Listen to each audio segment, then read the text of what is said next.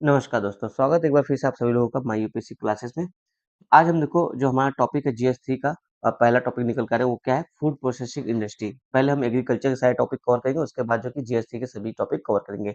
इसमें food processing industry देखो काफी इंपॉर्टेंट टॉपिक है, यूपीएससी देखो इस पे कई बार क्वेश्चन पूछ चुका है। मैं आपको जैसे दिखा दूं यहाँ पे, जैसे ये देखो जीएस 3 का सिलेबस में आता है फूड प्रोसेसिंग इंडस्ट्री। इसमें देखो 2013 में, 2016 में, 2017 में, इवन 2019 में, 2020 में, 2022 में इसने लगभग देखो पीछे इतने सारे क्वेश्चन जो कि फूड प्रोसेसिंग इंडस्ट्री पे पूछ रखा है। जैसे मैं यहाँ पे एक क्वेश्चन लूँ 2017 का, तो देखो यहाँ बोला है कि what are the reason for poor acceptance of cost effective small processing unit, how the food processing unit will be helpful to uplift the socio economic status of poor farmer. तो ये देखो पुअर फार्मर के socio economic upliftment से संबंधित जो कि question पूछ दिया है आपको फूड प्रोसेसिंग इंडस्ट्री से रिलेटेड।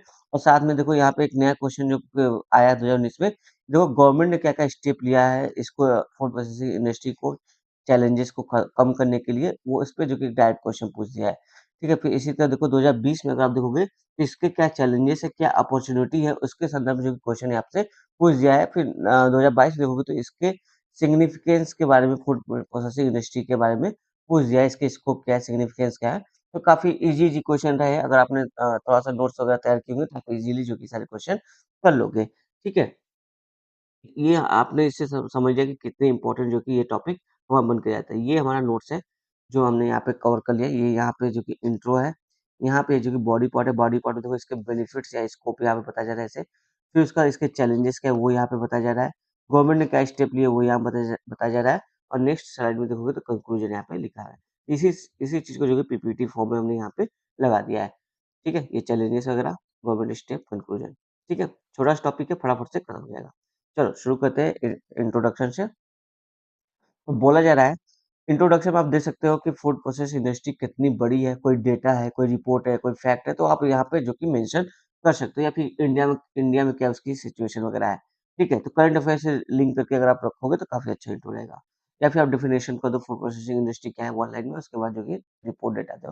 तो देखो यहाँ पे बोला जा रहा है कि the Indian food processing industry account for 32% of food market and rank fifth in terms of production, consumption, export and expected growth. ये चारों मामले में देखोगे तो रैंक फिफ्थ है ग्लोबल लेवल पे। और फूड प्रोसेसिंग इंडस्ट्री अगर देखोगे फूड मार्केट में, तो उसका शेयर 32% इंडिया में हमको देखने को मिलता है। तो ये एक डेटा फैक्ट है जो हमने यहाँ पे इंट्रो में शुरू किया। साथ ही इसका एक्सपेक्टेड ग्रोथ क्या है, देखो यहाँ बोला जा रहा है food processing industry is expected to reach 535 billion by 2025-2026। ये किसके आंकड़े हैं? Ministry of food and processing industry के रिपोर्ट में ये चीजें मेंशन है। तो आप ब्रैकेट में इसको भी कोट करोगे तो सोर्स का पता चलेगा, जिससे लगेगा कि हाँ आपने जो बात की है वो ऑथेंटिक है, आपने हवा में बात नहीं की है। इस तरह से इंट्रो शुरू कर सकते हो। अब देखो पोटेंशियल की बात, जैसे हमने एक क्वेश्चन देखा था स्कोप ऑफ पोटेंशियल पूछ रहा था, तो क्या क्या पोटेंशियल है। तो पहला कि एम्प्लॉयमेंट जनरेशन तो काफ़ी हाई है इस सेक्टर में। बोला जा रहा है यहाँ पे 30 लाख जॉब्स जनरेट इन एफपीआई ड्यूरिंग 22-23। यानी 2020 से 2023 के बीच में देखोगे तो 13 लाख जॉब जो कि इस पे देखने को हमको मिल रहे हैं। एग्रीकल्चर में एक्स्ट्रा वर्कर जो है वो जो कि इसको एब्जॉर्ब कर लेगा। एग्रीकल्चर में बोलते हैं ना कि डिस्गाइज्ड वर्कर है जो कि एक्स्ट्रा होते हैं, जहाँ पे उनकी आवश्यकता नहीं है। 2 लोगों की आवश्यकता है लेकिन 10 लोग पूरी फैमिली लगी है। तो वही बोला जाए कि जो एक्स्ट्रा वर्कर वो वर्कर जो कि कहीं न कहीं फूड प्रोसेसिंग इंडस्ट्री में जो कि ऑब्ज़र्व कर लिए जाते हैं, उनकी भी इनकम का सोर्स बन जाता है। तो एम्प्लॉयमेंट जनरेशन की काफ़ी अच्छा स्कोप है। सेकंड बोला जा रहा है कि reduce post harvest losses, approx 90,000 crore rupees losses by NITI Aayog. NITI Aayog ने बताया कि जब पोस्ट हार्वेस्ट देखोगे जो फसल जो कि सड़ के खराब हो जाते हैं, तो लगभग हर साल देखोगे तो 90,000 करोड़ का नुकसान होता है। ये नीति आयोग की रिपोर्ट है। तो ये जो लॉस है, ये जो कि लॉस नहीं होगा अगर फूड प्रोसेसिंग इंडस्ट्री जो कि इन अनाजों का या इन फूड्स जो भी आइटम है उनका यूज कर ले रही है। तो नेक्स्ट बोला जाए कि इनहेंस फूड शेल्फ लाइफ, वही इससे देखो एक तरह से फूड सिक्योरिटी जो कि हमको देखने को मिलती है हमारे देश में, जो कि काफी इंपॉर्टेंट है। तो क्योंकि फूड जो जो फूड्स है उसके शेल्फ लाइफ जो कि बढ़ जाती है अगर उनको प्रोसेस किया जाता है। जैसे पोटैटो से चिप्स बना दे तो आराम से 4 से 6 महीने जो कि ये चिप्स चल सकते हैं, लेकिन पोटैटो जो कि देखोगे तो महीने भर भी नहीं चलेगा, 15 दिन भी शायद ना चले। तो वही बात है, सेल्फ लाइफ बढ़ रही है तो इससे फूड सिक्योरिटी बढ़ेगी। काफ़ी अच्छा एग्ज़ाम्पल यहाँ पे पॉइंट है। नेक्स्ट बोला जा रहा है इसके पोटेंशियल में इंक्रीजिंग एक्सपोर्ट एंड ट्रेड। देखो अगर फूड प्रोसेसिंग होगा, पैकेज फूड होगा, तो उसको जो एक्सपोर्ट करके जो कि किसानों की इनकम को भी बढ़ाया जा सकता है। तो यहाँ बताया जाए कि लगभग $10.5 बिलियन की इसमें जो कि पोटेंशियल वगैरह हमको देखने को मिलती है, जिससे फार्मर की इनकम बढ़ सकती है। फिर नेक्स्ट बोला है कि infrastructure development, for example establishment of cold storages, transport network and new equipment. अगर फूड प्रोसेसिंग इंडस्ट्री अपने प्लान जमाएगी हमारे देश में, तो इसके साथ ही जो कि इंफ्रास्ट्रक्चर डेवलपमेंट हमको देखने को मिलेगा, जैसे कोल्ड स्टोरेज का डेवलपमेंट मिलेगा, ट्रांसपोर्ट नेटवर्क और बेहतर होगा, सड़कें और बेहतर होगी, कनेक्टिविटी इंप्रूव होगा, कुछ नए नए इक्विपमेंट वगैरह टेक्नोलॉजी भी इसमें रिसर्च होके सामने आएंगे। ये कुछ डेटा यहाँ पे जो है, यही मैं यहाँ पे जूम कर देता हूँ, देखो को समझने के लिए चाहे तो आप ऐसे ही बना के जो कि यूज कर सकते हो। तो इंडिया में देखोगे फूड प्रोसेसिंग मार्केट का साइज क्या है, 2020 में देखोगे तो 263 बिलियन डॉलर, ये बिलियन डॉलर में है, 263 बिलियन डॉलर था, जो कि 2025 में लगभग देखोगे तो 470 बिलियन डॉलर के आसपास पहुंच गया। तो काफी देखोगे 5 साल में लगभग लगभग डबल के आसपास जो कि हो जा रहा है। तो काफी तेजी से ये ग्रो करने वाला जो कि एक मार्केट है, एक इंडस्ट्री है, जिससे इस डेटा से आप ये दर्शा सकते हो। अब इंडिया का वर्ल्ड से एवरेज देखोगे फूड प्रोसेसिंग में शेयर देखोगे, तो देखो सबसे ज्यादा जर्मनी जो कि फूड प्रोसेसिंग जो कि फूड का प्रयोग करता है, लगभग देखोगे 72% फुल्ली प्रोसेस्ड फूड का प्रयोग करता है, और सेमी प्रोसेस्ड 20% और रॉ फूड का केवल 8%। चाइना भी देखो तो 52%, 50% से ज्यादा, जर्मनी भी 50% ज्यादा जो कि फुल्ली प्रोसेस्ड फूड का अपने फूड हैबिट में यूज करता है। यूएस भी देखोगे तो 43%, लगभग अप्रॉक्स कर लो 50%। देखिए इंडिया देखोगे तो 31% पे कहीं ना कहीं अभी है। तो इंडिया को भी अपने फूड प्रोसेसिंग फूड हैबिट में जो कि अगर 50% अगर ये हो जाएगा, तो इंडिया मार्केट बहुत बड़ा है, और ये फूड प्रोसेसिंग इंडस्ट्री जो कि काफी तेजी से बूम करेगी। ठीक है, तो इससे एम्प्लॉयमेंट वगैरह भी जनरेट होगा, इंफ्रास्ट्रक्चर डेवलपमेंट होगा, तो कई सारी अच्छी चीजें होंगी। तो ये एक डेटा है जिसको आप यूज कर सकते हो।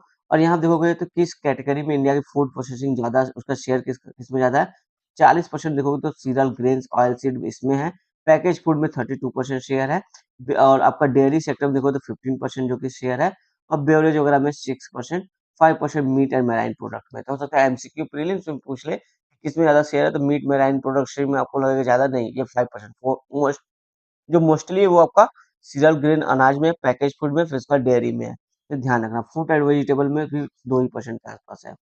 और स्टेट वाइज अगर देखो टॉप 5 स्टेट जो अच्छा परफॉर्म करे फूड प्रोसेसिंग में, जिनका शेयर अच्छा है, तो महाराष्ट्र का शेयर सबसे ज्यादा 17%, फिर इसका तमिलनाडु का 11%, कर्नाटका का 9%, 8% उत्तर प्रदेश, गुजरात 7%। तो टॉप 2 का याद रखो, महाराष्ट्र और तमिलनाडु अच्छा काम कर रहे हैं फूड प्रोसेसिंग इंडस्ट्री को लेके। ये कुछ डेटा फैक्ट है जो अपने आंसर के अकॉर्डिंग आप यूज कर सकते हो।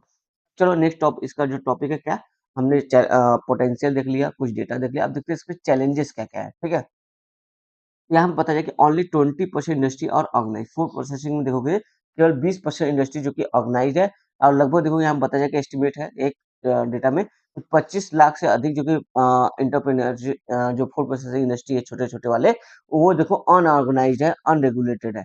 ऐसे जो कि इसमें जो कि जो फूड प्रोसेसिंग की जो क्वालिटी होती है काफी खराब हो जाती है, और उनका अच्छे से एक्सपोर्ट नहीं होता है, उनका अच्छे से यूटिलाइजेशन नहीं होता है उसका। तो ये एक बड़ा चैलेंजेस है। सेकंड बोला बोला जाए कि लिमिटेड एक्सेस ऑफ क्रेडिट, इनको देखो क्रेडिट का जो कि लिमिटेड एक्सेस होता है, एक डेटा के हिसाब से बताया जा रहा है कि ओनली 60% स्मॉल माइक्रो एंटरप्रेन्योरशिप जो होते हैं, उनको क्रेडिट जो कि टाइमली मिलता है, बाकी जो कि लोगों को टाइमली क्रेडिट वगैरह नहीं मिल पाता। थर्ड बोला जाए कि inefficient supply chain, supply chain हमारी अच्छा नहीं है। ठीक है, फोर्थ बोला जाए कि ओवर डिपेंडेंसी ऑन एपीएमसी है। फिफ्थ बोला जाए कि इनएडिक्वेट linkage linkage of processor, exporter and bulk purchase with farmer. देखो लिंकेज नहीं है, कोऑर्डिनेशन नहीं है एक्सपोर्टर के बीच में, फार्मर के बीच में, और जो जहाँ प्रोसेसर है उनके बीच में एक कोऑर्डिनेशन की कमी हमको देखने को मिलती है। फिर बोला है कि इनएडिक्वेट primary process storage and distribution, result is fragmented supply chain. वही बात है कि कोऑर्डिनेशन नहीं है और फ्रेगमेंटेड सप्लाई चेन है, जिसकी वजह से देखो इसका जो कि पोटेंशियल हम यूटिलाइज नहीं कर पा रहे हैं। नेक्स्ट बोला जा रहा है यहाँ पे कि इनएडिक्वेट क्वालिटी, ये काफी इंपॉर्टेंट है, क्योंकि इसी क्वालिटी के फैक्टर पे यूरोपियन नेशन जो कि हमारे फूड को रिजेक्ट कर देते हैं, बोलते हैं कि ये आपका जो कि क्वालिटी का जो चेक क्राइटेरिया है उस पर जो कि खरा नहीं उतर रहा है, तो ये चीज जो कि एक्सपोर्ट नहीं हो पाती है। इसकी वजह से अनऑर्गेनाइज्ड सेक्टर जो हमने पहला पॉइंट देखा था, उसी की वजह से जो कि क्वालिटी मेंटेन नहीं हो पा जाती है। नेक्स्ट बोला कि इनएडिक्वेट ट्रेनिंग, यानी फूड प्रोसेसिंग इंडस्ट्री में जो वर्कर हैं, जो एम्प्लॉय हैं, उनकी ट्रेनिंग अच्छी नहीं है, इस वजह से वो जो कि उस क्वालिटी को रीच नहीं कर पा रहे हैं, उसको जो कि बेहतर नहीं बना पा रहे हैं। तो ये सारे प्रॉब्लम जो कि हमको देखने को मिलती है, वही चीज़ यहाँ पे ऐसे है, फ्लो चार्ट के रूप में आप इसी तरह कर सकते हो।